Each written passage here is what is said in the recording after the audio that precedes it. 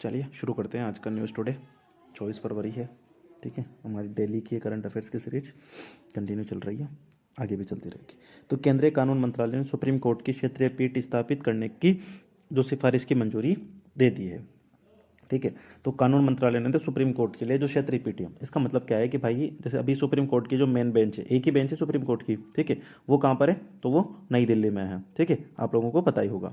ठीक है, तो अब वो बोल रहे हैं कि भाई अब इस नई दिल्ली में पीठ तो है ही सही, तो उसको मेन ब्रांच रहने दो, इसके अलावा कुछ क्या बोलते हैं अलग अलग जगह पर ब्रांच खोल दो, जैसे एक साउथ में खोल दो, एक नॉर्थ में खोल दो, ठीक है, एक ईस्ट में खोल दो, एक वेस्ट में खोल दो, ऐसे 4-5 ब्रांचें खोल दो, तो वो क्या बोलते हैं इससे काम का बर्डन कम हो जाएगा। तो देखते हैं इसमें क्या क्या आर्टिकल्स में क्या क्या फूडर पॉइंट्स हमारे लिए आते हैं इसके लिए। चलिए शुरू करते हैं। तो सबसे पहले न्यूज़ के में इसमें देखते हैं। तो कार्मिक लोक शिकायत कानून और न्याय पर संसद की स्थायी समिति ने संसद को सूचित किया कि सरकार ने न्यायिक सुधारों पर उनकी सिफारिशों को स्वीकार कर लिया है। इस समिति ने अपनी 133वीं रिपोर्ट में न्यायिक सुधारों पर सिफारिशें प्रस्तुत की थी। सुप्रीम कोर्ट की पीठ से जुड़ा संवैधानिक प्रावधान। तो सुप्रीम कोर्ट की पीठ से जुड़ा संवैधानिक प्रावधान क्या है कि अनुच्छेद 130 में प्रावधान किया गया है कि सुप्रीम कोर्ट दिल्ली में अथवा ऐसे स्थानों पर स्थापित करने होगा जिसे भारत मुख्य न्यायाधीश राष्ट्रपति की अनुमति से समय समय पर निर्धारित करे। तो इसमें राष्ट्रपति की अनुमति से भारत का मुख्य न्यायाधीश इसको निर्धारित करेगा। ठीक है, अब ये क्षेत्रीय पीठों पर स्थायी समिति की सिफारिशें क्या है कि सुप्रीम कोर्ट देश में 4 या 5 स्थानों पर अपनी क्षेत्रीय पीठ स्थापित करने के लिए अनुच्छेद 130 का उपयोग कर सकता है। संविधान की व्याख्या से जुड़े मामले और अन्य संवैधानिक मामलों का निपटारा दिल्ली पीठ में ही किया जाए। वहीं सी क्षेत्रीय पीठें अपीलीय मामलों पर फैसला कर सकती है। इसमें क्या बोला गया कि भाई जो मेन ब्रांच है दिल्ली वाली, वो तो संवैधानिक मामले जो भी कॉन्स्टिट्यूशनल इश्यूज आते हैं उनको देख लें, और बाकी जो क्षेत्रीय पीठें वो क्या करेंगी, तो जैसे हाई कोर्ट से कोई अर्जी गई है तो उनका क्या बोलते हैं फैसला वो कर ले, और अपीलीय पीठों का निर्णय अंतिम माना जाएगा। ये इंपॉर्टेंट वाली बात है कि अपीलीय पीठों का भी निर्णय इसमें क्या माना जाए, अंतिम माना जाए। नहीं तो फिर वो एक लेर आ जाएगी और फिर बोलेंगे कि भैया ये लो सुप्रीम कोर्ट में वापस फैसला आ गया, तो मतलब ही क्या निकला। ठीक है, चलिए सुप्रीम कोर्ट की क्षेत्रीय न्यायपीठों की आवश्यकता क्यों है, तो क्यों है, एक तो न्याय तक पहुंच एक मौलिक अधिकार है। ठीक है, और इससे क्या होगा, एक तो न्याय तक आम नागरिक तक पहुंचना आसान होगा, मुकदमेबाजी की लागत में कम आएगी, भाषा संबंधी बाधाओं का दूर करना, ठीक है, और संवैधानिक मामलों की अपीलीय मामलों से अलग करने पर न्यायपालिका में मुकदमों का बोझ भी कम होगा। चुनौतियां क्या है, एक तो कानूनों की परस्पर विरोधी व्याख्या कर सकती है, भाई साउथ वाली ब्रांच ने कुछ बोल दिया, नॉर्थ वाली ने कुछ बोल दिया, तो न्यायिक प्रणाली में एकरूपता नहीं आएगी। न्यायाधीशों के निष्पक्ष चयन और उनके कार्यभार आदि से संबंधित मामलों में विवादों को जन्म दे सकती है।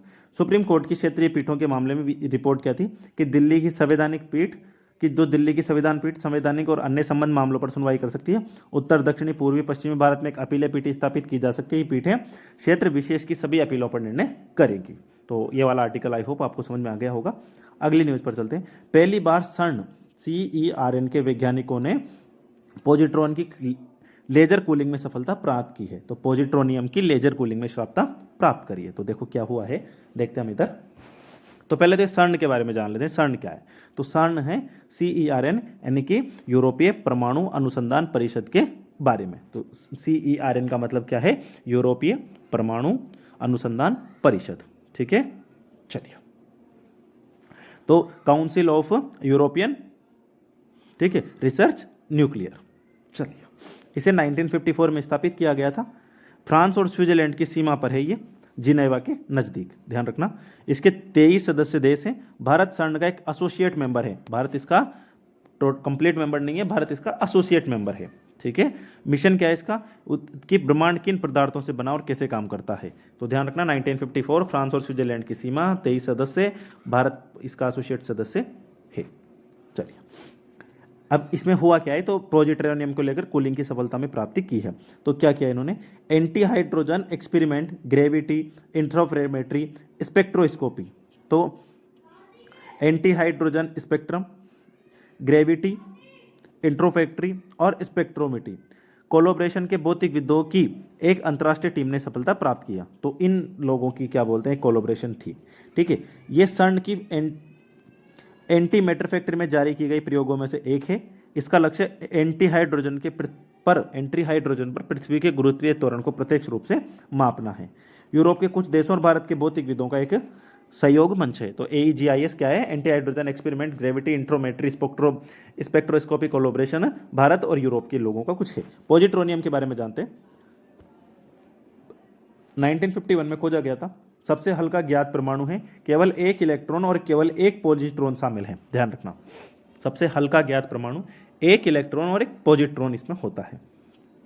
इसका जीवन काल बहुत छोटा है। इसमें इलेक्ट्रॉन और एंटीमेटर, यहाँ पॉजिट्रॉन आपस में टकराकर एक दूसरे को नष्ट कर देते हैं, ठीक है, और गामा किरणें उत्सर्जित करते हैं। घटना 1 सेकंड के 142वें अरब हिस्से में घटित होती है। समझ सकते हो कितना छोटा, मतलब कितनी जल्दी ये खत्म होता है, ठीक है। इलेक्ट्रॉन तो ये आपस में क्या बोलते हैं, एक दूसरे को नष्ट कर देते हैं। गामा किरणें से उत्सर्जित होती है, ध्यान रखना कौन सी किरणें, गामा किरणें।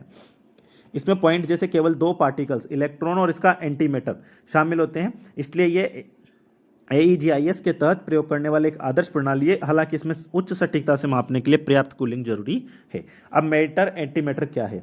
गौरतलब है कि मैटर कई रूपों में मौजूद है, जैसे ठोस, तरल, गैस और प्लाज्मा। इन सब में एटॉमिक पार्टिकल्स होते हैं, इन्हें द्रव्यमान और आयतन प्रदान करते हैं। सब एटोमेटिक पार्टिकल्स में निम्नलिखित शामिल है: प्रोटॉन और न्यूट्रॉन, जिन्हें बेरियन कहा जाता है। न्यूट्रॉन और इलेक्ट्रॉन और न्यूट्रॉनों, इन्हें लेप्टॉन भी कहा जाता है। इन सभी सब एटोमेटिक पार्टिकल्स में या तो स्वयं के एंटीटीन, anti quark, antiproton, anti neutron, anti electron जैसे एंटी इलेक्ट्रॉन होते हैं, या ये मैटर और एंटी मैटर की सीमा के बीच फैले होते हैं। Anti matter particles anti atoms बना सकते हैं, साथ ही सैद्धांतिक रूप से एंटी मैटर से युक्त क्षेत्र भी बना सकते हैं। चलिए, तो ये वाला आर्टिकल्स भी हो गया। चलिए, हाँ, अब ये इंपॉर्टेंट आर्टिकल्स है कि भारतीय कृषि अनुसंधान परिषद ने क्या बोलते हैं, परिशुद्ध कृषि यानी प्रिसीजन फार्मिंग की फसल उत्पादन का भविष्य है, कि हमें प्रिसीजन फार्मिंग करनी चाहिए, यही फसल उत्पादन का भविष्य है। तो जो इसके महानिदेशक थे, ठीक है, इन्होंने बोला है ये ऐसा। तो महानिदेशक ने टिप्पणी की कि संधारणीय कृषि और पर्यावरण के लिए स्मार्ट टेक्नोलॉजी विषय पर आधारित एक राष्ट्रीय संगोष्ठी के प्रथम सत्र में की है। तो ये सब किया। अब हमारे लिए मेन इंपॉर्टेंट क्या है इसमें, परिशुद्ध कृषि क्या होती है। तो प्रिसीजन फार्मिंग के बारे में बात करें तो ये एक कृषि प्रबंधन तकनीक है। इसमें अधिक पैदावार और फसल और मृदा की स्थिति को अनुकूल बनाने के लिए सूचना प्रौद्योगिकी का यूज किया जाता है। तो इसमें इंफॉर्मेशन टेक्नोलॉजी का यूज किया जाता है। इसका उद्देश्य कृषि इनपुट्स का किसी जगह की जरूरत के आधार पर प्रबंधन और वितरण करना है। इसके प्रभाव क्या होंगे, ठीक है। तो इसमें क्या क्या किया जाता है, देखो, इसमें जीपीएस का यूज किया जाएगा, ऑटो स्टोर, वायरलेस टेक्नोलॉजीज का, वीआरटी वेरिएबल रेट टेक्नोलॉजी का, artificial intelligence, remote sensing, data और संश्लेषण, यील्ड मॉनिटर्स, प्रिसीजन फार्मिंग में सारी चीजें इनकी की जाती है। इससे प्रभाव क्या होंगे, खेतों में फसल की पैदावार बढ़ती है, ठीक है, फसल प्रबंधन से जुड़े में होती है, ठीक है। और इसके अलावा क्या बोलते हैं, फसल इनपुट्स के उपयोग कम होते हैं, जैसे रासायनिक उर्वरक हो गए, ये सब, ठीक है। खेतों से उर्वरकों के पानी के साथ बहाकर जलधाराओं, नदी, इससे पर्यावरण को कहीं, जैसे यूट्रोफिकेशन से ही इसमें बचाव होती है। चुनौतियाँ क्या है, खेती में अधिक लागत आती है, शामिल तकनीकें भी काफ़ी जटिल है, एक जैसे मानकों का अभाव है, कृषि स्वामित्व से जुड़ी चिंताएं भी है। अब इसको बढ़ावा देने के लिए सरकार की क्या क्या पहल है। तो एक तो डिजिटल कृषि मिशन 2021 से 2025, इसका उद्देश्य आर्टिफिशियल जैसी नई तकनीकों को पर परियोजना को बढ़ावा देना। एक है national e governance plan in agriculture, इसका उद्देश्य कृषि क्षेत्र में आधुनिक सूचना प्रौद्योगिकी इस्तेमाल को बढ़ावा देना है। एक है एग्रीस्टेक, ये सरकार द्वारा स्थापित किया जा रहा है एक डिजिटल फाउंडेशन है। तो प्रिसीजन फार्मिंग के बारे में याद रखना, टेक्नोलॉजी का यूज करना, सिंपल। भारत सांस्कृतिक कूटनीति पर जोर दे रहा है। तो भगवान बुद्ध और उनके 2 शिष्यों अहर्त सारिपुत्र और अहर्त मोदालेपन के पवित्र अवशेष थाईलैंड में प्रदर्शित किए जाएंगे। तो ऐसा अभी न्यूज़ आई है। इसके अलावा भारत ने ओमान से संबंधित 70 चुनिंदा दस्तावेजों की एक सूची में ओमान को सौंपी। सूची भारत की राष्ट्रीय अभिलेखागार में मौजूद थी। उपयुक्त घटनाक्रम भारत की सांस्कृतिक कूटनीति के उदाहरण हैं। तो सांस्कृतिक कूटनीति क्या होती है, आपसी समझ को बढ़ावा देने के लिए राष्ट्र और लोगों के बीच विचारों, सूचनाओं, ठीक है, कला, भाषा, संस्कृति के पहलुओं का आदान प्रदान है, ठीक है। तो ये सांस्कृतिक कूटनीति का महत्व क्या है, सॉफ्ट पावर का महत्वपूर्ण घटक है ये, ठीक है। ये संघर्ष को रोकने और शांति को बढ़ावा देने का कारगर तरीका है। जैसे कि करतारपुर गलियारा पाकिस्तान के साथ सद्भावनापूर्ण संबंध बनाने में महत्वपूर्ण भूमिका निभाता है, ठीक है। क्षेत्रीय और अंतर्राष्ट्रीय सहयोग प्राप्त करने में मदद मिलती है। जैसे भारत और बांग्लादेश ने रविंद्रनाथ टैगोर की 150वीं जयंती का संयुक्त स्मरणोत्सव मनाया। तो ये ऐसी चीजें होती है। भारत के मूर्त और अमूर्त सांस्कृतिक विरासत को बढ़ावा देना, जैसे योग, शास्त्रीय नृत्य। इससे नुकसान क्या होता है, तो सांस्कृतिक कूटनीति के उपयोग में लगे विविध संस्थान अपर्याप्त वित्त पोषण और समन्वय की, तो एक तो उनको पैसा ही नहीं दे रहे हो आप सांस्कृतिक संस्थानों को, ठीक है। भारतीय मिशनों की कुशल कार्यबल की कमी है, सांस्कृतिक संबंध परिषद की भूमिकाओं पर स्पष्टता नहीं है, संस्कृति से जुड़ी सॉफ्ट पावर के प्रदर्शन पर राष्ट्रीय नीति का अभाव है। सिंपल सी बात यह है कि हमें हमारी कल्चरल डिप्लोमेसी को बढ़ावा देना चाहिए, ठीक है। नेशनल ग्रीन ट्रिब्यूनल ने आर्सेनिक और फ्लोराइड से होने वाले भूजल के प्रदूषण से निपटने के समाधानों को अपर्याप्त बताया कि एनजीटी, तो एनजीटी ने जो केंद्रीय भूजल बोर्ड है, रिपोर्ट के आधार पर मामले का स्वतः संज्ञान लिया, ठीक है। सीजीबी इसकी रिपोर्ट में क्या बोलते हैं कि 25 राज्यों में 230 जिलों के भूजल में आर्सेनिक और 27 राज्यों में 469 जिलों के भूजल में फ्लोराइड की अधिक मात्रा दर्ज की गई थी।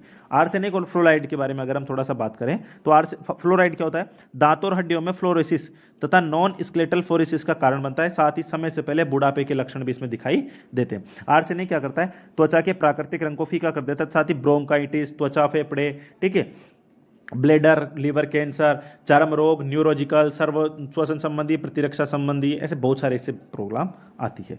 एक बात करें जल में स्वीकार्य मात्रा, तो भारतीय मानक ब्यूरो के अनुसार जल में आर्सेनिक की अधिकतम मात्रा 0.01 मिलीग्राम और फ्लोराइड की अधिकतम मात्रा 1.0 मिलीग्राम होनी चाहिए, ये ध्यान रख लेना। आर्सेनिक 0.01, फ्लोराइड 1.0, ठीक है। कारण आर्सेनिक प्रदूषण अलग अलग कारणों से आर्सेनिक खनिजों का अपक्षय हो जाता है, लीचिंग हो, जलधाराओं का माध्यम से भूजल में प्रवेश करता है, ठीक है, ऐसे बहुत सारे। फ्लोराइड प्रदूषण क्यों होता है, तो फ्लोराइड प्रदूषण चट्टानों और मृदा के विखंडन तथा वायुमंडलीय कणों के जमाव से फ्लोराइड प्रदूषित होता है। क्या क्या पहले शुरू की गई, एक तो जल जीवन मिशन शुरू किया गया है, इसके तहत प्रत्येक ग्रामीण परिवार घर में पीने योग्य जल की नल से आपूर्ति करने का लक्ष्य रखा गया है, ठीक है। सीज भूजल की स्थिति पर डेटा तैयार करता है। जल शक्ति मंत्रालय ने भूजल की प्राप्ति और, तो ये है। अच्छा एक चीज और कर लेना, आर्सेनिक और फ्लोराइड प्रदूषण को अच्छे से तैयार कर लेना। आगे आते हैं, केंद्रीय सामाजिक न्याय और अधिकारिता मंत्रालय ने पहली ट्रांसजेंडर व्यक्तियों के लिए समान अवसर नीति जारी की। तो जो सामाजिक और न्याय मंत्रालय है उन्होंने ट्रांसजेंडर व्यक्तियों के लिए समान अवसर नीति जारी करी है, बहुत अच्छी है। तो ट्रांसजेंडर व्यक्तियों का अधिनियम 2019 और ट्रांसजेंडर व्यक्तियों के नियम 2020 के अनुपालन में जारी की गई है। क्या किया जाएगा इसमें, तो इस दायरा ये नीति, ठीक है, सोशल जस्टिस के अधीन काम करने वाले सभी कर्मचारियों और इसके कार्यों पर लागू होगी। यह नीति व्यवसाय, साझेदार, कार्यबल, प्रशिक्षण, इंटरव्यू आदि के लिए मार्गदर्शक के रूप में कार्य करेगी। यह एक मजबूत शिकायत निवारण तंत्र स्थापित करेगा। इसके अलावा ट्रांसजेंडर व्यक्तियों के साथ उचित व्यवहार सुनिश्चित करने वाले परिवेश का निर्माण करना, परिवेश भेदभाव, उत्पीड़न और पूर्वाग्रह से मुक्त होगा। नीति की मुख्य विशेषताएं क्या है, तो नीति की मुख्य विशेषताएं हैं भेदभाव रहित और अनुकूल कार्य परिवेश। इसके तहत भर्ती, नियुक्ति, पदोन्नति आदि के मामले में लैंगिक पहचान के आधार पर भेदभाव पर रोक लगाने का उल्लेख किया गया है। निजता और गोपनीयता, जब तक स्पष्ट सहमति न हो तब तक लैंगिक पहचान का खुलासा नहीं किया जा सकता। सुविधाओं तक पहुंच, ट्रांसजेंडर व्यक्तियों की बुनियादी सुविधाओं और साधनों तक पहुंच सुनिश्चित की जाएगी। शिकायत निवारण तंत्र इसमें बनाया जाएगा, ठीक है। चुनौतियां क्या है, सामाजिक कलंक उनको मानते हैं, ठीक है, उनके स्वास्थ्य देखभाल इनमें इश्यूज है, शारीरिक, मौखिक और लैंगिक शोषण का उनका खतरा होता है। ट्रांसजेंडर व्यक्तियों के कल्याण और सशक्तिकरण हेतु उठाए गए कदम, क्या क्या कदम उठाए गए, तो ट्रांसजेंडर व्यक्तियों के लिए राष्ट्रीय परिषद बनाई हमने एक तो, ठीक है। और किस अधिनियम के तहत, ट्रांसजेंडर व्यक्ति के अधिकार अधिनियम 2019 के तहत। एक गरिमा गृह ट्रांसजेंडर व्यक्तियों के लिए आश्रय गृह बनाए गए हैं। ट्रांसजेंडर व्यक्तियों के लिए राष्ट्रीय पोर्टल, इसकी मदद से ट्रांसजेंडर व्यक्ति घर बैठे अपना पहचान पत्र प्राप्त कर सकता है। एक नालसा के तहत इस फैसले में सुप्रीम कोर्ट ने ट्रांसजेंडर व्यक्तियों को कानूनी तौर पर थर्ड जेंडर के रूप में मान्यता दी थी। तो ये कुछ चीजें इनके लिए की थी। बात करते हैं शॉर्ट न्यूज़ की, चलिए। तो पहली न्यूज है आधुनिक मीडिया परिदृश्य के लिए पोर्टल। तो आधुनिक मीडिया परिदृश्य के लिए एक पोर्टल बनाया गया है, ठीक है। सूचना और प्रसारण मंत्रालय ने मीडिया से संबंधित 4 नए पोर्टल्स लॉन्च किए हैं, ठीक है। अब इसमें कौन कौन से, एक तो है प्रेस सेवा पोर्टल, ये समाचार पत्र पंजीकरण की प्रक्रिया के लिए ऑटोमेशन, तो प्रेस सेवा समाचार पत्र की पंजीकरण को। एक है नेविगेट भारत पोर्टल, तो नेविगेट क्या करेगा, सरकारी वीडियो के लिए इंटरेक्टिव यूजर इंटरफेस वाला सिंगल प्लेटफॉर्म। तो सरकारी वीडियो के लिए इंटरेक्टिव यूजर इंटरफेस वाला single platform navigate Bharat platform. स्थानीय केबल ऑपरेटर्स के लिए राष्ट्रीय रजिस्टर, ठीक है। केबल टेलीविजन क्षेत्र में विनियामक प्रक्रियाओं की व्यवस्था करना, और केंद्रीय संचार ब्यूरो के लिए पारदर्शी चैनल मीडिया योजना और ई बिलिंग प्रणाली लाया है, जिससे मीडिया संबंधी योजनाओं निर्माण प्रक्रिया में पारदर्शिता और दक्षता बढ़ाने के लिए विकसित किया गया है।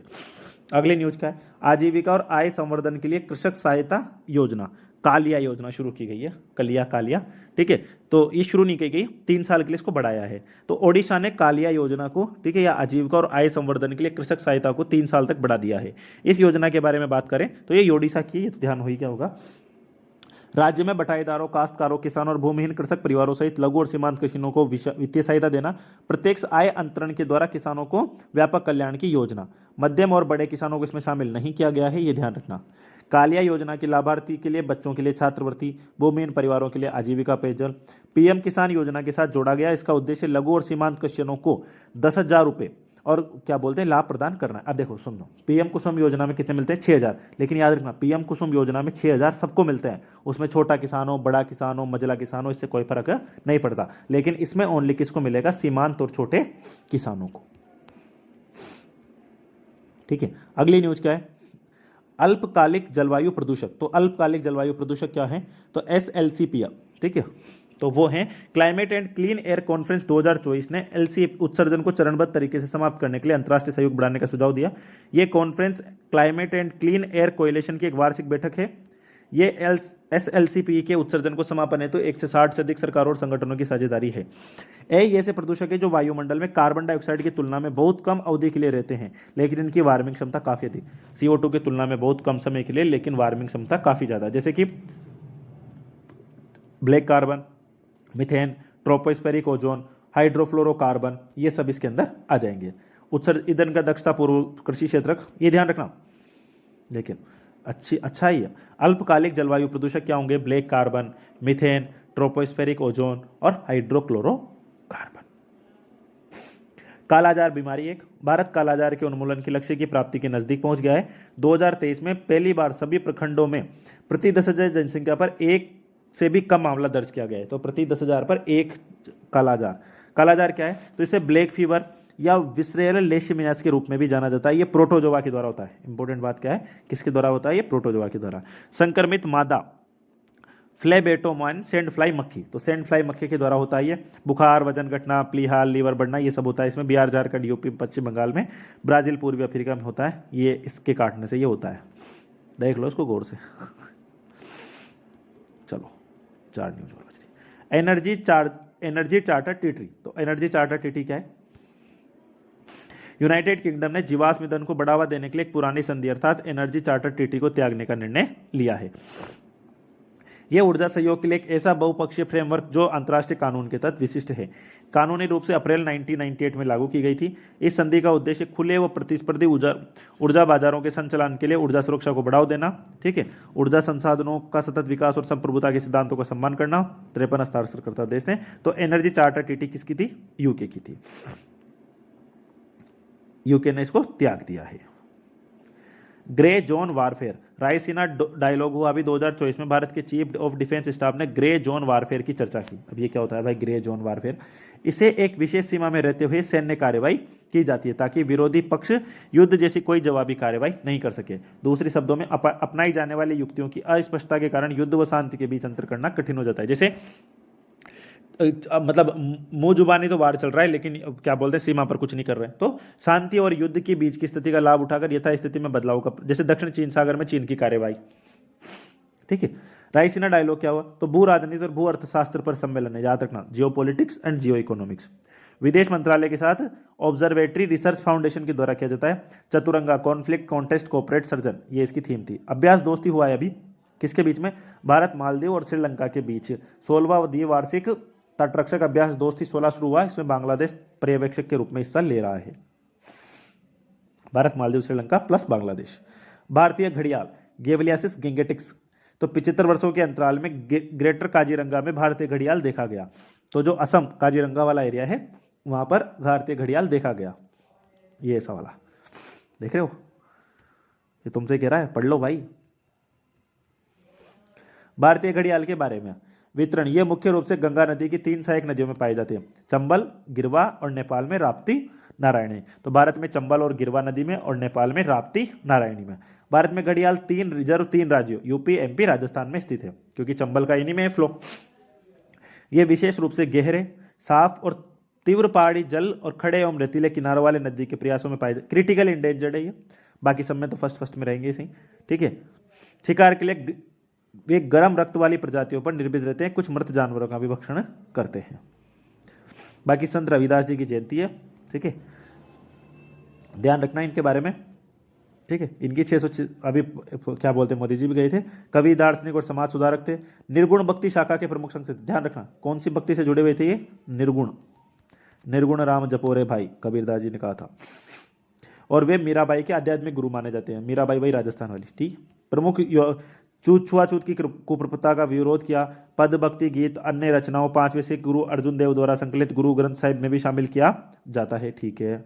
और क्या है इनके बारे में, एक सेकंड सॉरी। बेगमपुरा शहर को उन्होंने एक ऐसे शहर के रूप में स्थापित किया जहां कोई दुख न हो, शांति और मानवता से भरपूर हो, करुणा, सामाजिक न्याय, समतावाद। तो जय रविदास जी।